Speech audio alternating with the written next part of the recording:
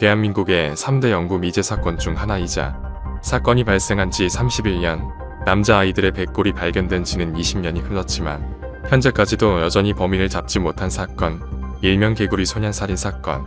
대구에서 5명의 소년들이 실종되며 일어나게 되었다. 해당 사건은 아이들의 시신이 발견되는데 하지만 무려 11년이라는 시간이 걸렸고, 화정연쇄 살인사건이나 이영호 살인사건과 비교해도 범위에 대한 단서가 하나도 남아있지 않아 현재까지도 사람들이 매년 수많은 추측을 이어오고 있는 사건이다.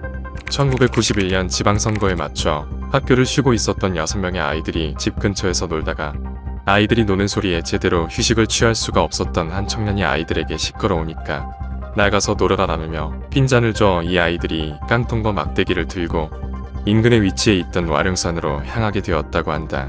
사건 후에 이 청년은 인터뷰에서 나 때문에 애들이 죽었다며 눈물을 흘리면서 자책했다고 알려졌는데, 이후 6명의 아이들 중 한 아이가 밥을 먹기 위해 집으로 돌아가며 5명의 아이들만이 남게 되었고, 계속해서 산으로 향하던 도중 몇몇 주민들에 의해 목격이 되게 되었고, 투표를 끝내고 집으로 돌아오고 있었던 한 여성이 아이들이 2시간 안에 갔다 올 수 있을까라는 말을 하며 와룡산 쪽으로 향하고 있던 것을 확인했고, 같은 학교를 다니고 있었던 한 학생은 실종된 아이들을 직접 보지는 못했지만 중요한 증언을 남겼다. 동네 형들과 함께 와룡산 계곡에서 놀던 와중 산 위쪽에서 날카롭고 다급한 비명소리를 2차례 들었고 2번 다시 듣고 싶지 않은 끔찍한 소리였다라는 말을 남겼다고 한다. 다른 동네 어머니도 함께 비명을 들었는데 가슴이 오그라지는 듯한 묘한 위기감을 느꼈다고. 그렇게 아이들이 산으로 올라간 뒤 저녁까지 돌아오지 않자 이에 걱정이 되었던 피해자의 부모들이 경찰에 신고를 하며 다음날 새벽 3시까지 수색이 진행되게 되었지만 경찰이 아이들의 행방을 도저히 찾아낼 수가 없자 아무런 근거도 없이 아이들이 가정 불화로 가출한 뒤 어디선가 앵벌이 수단으로 이용되고 있다라는 판단을 내려 엉뚱한 수사 방향을 정하는 노를 범했다.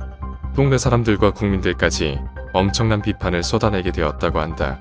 이후 해당 사건이 전국적으로 알려지며 당시의 대통령이었던 노태우가 군대와 경찰 인력을 총동원하라는 특별 지시를 내려 와룡산 주변은 물론 전국을 이잡듯이 뒤졌다.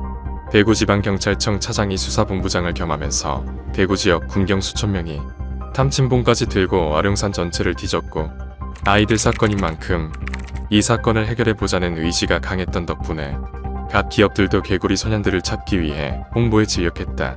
그래서 전화카드나 담배갑은 물론 당시 어린이들이 즐겨보던 만화, 비디오 테이프 등에는 어김없이 개구리 소년과 관련된 광고가 삽입되었고, 그 외의 우유나 과자 포장에도 개구리 소년 찾기 광고가 인쇄되었다.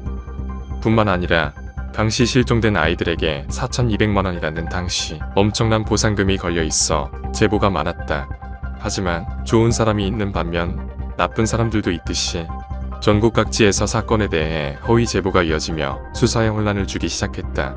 그 중에는 아이들이 부산에서 앵벌이를 하며 커피를 팔고 있다, 혹은 새우잡이 배에 납치된 상태라는 허위 제보가 들어온 적도 있었고, 일부는 직접 경찰에 전화를 하여 아이들은 내가 납치했으니 돈을 내놔라 라는 말을 하거나 자신의 자식을 이용해 내가 실종된 개구리 소년이다 라는 장난 전화를 하여 이미 엄청나게 고통을 받고 있었던 피해자의 가족들에게 2차적인 가해를 가하기도 했었다고 한다.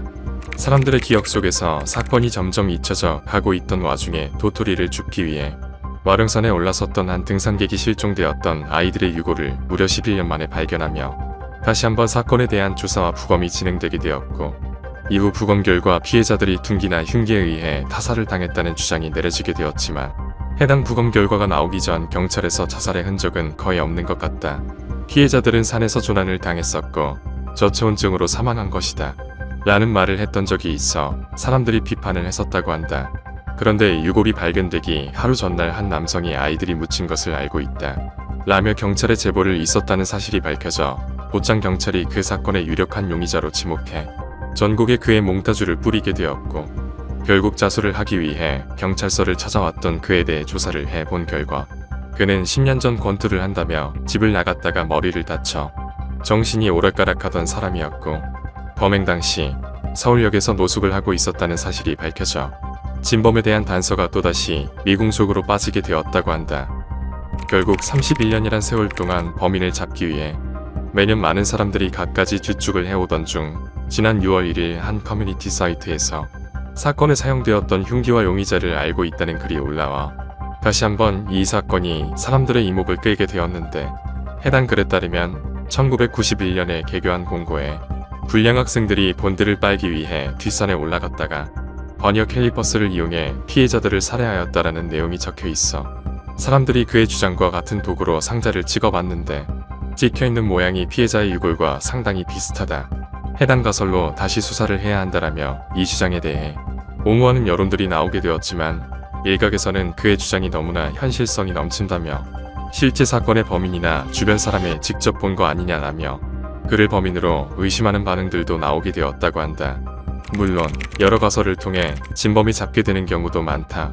하지만 허무맹랑한 이야기들로 피해자들이 유가족분들의 가슴에 못을 박는 일은 없었으면 좋겠다. 그리고 범인은 여전히 우리 곁에 있다는 사실.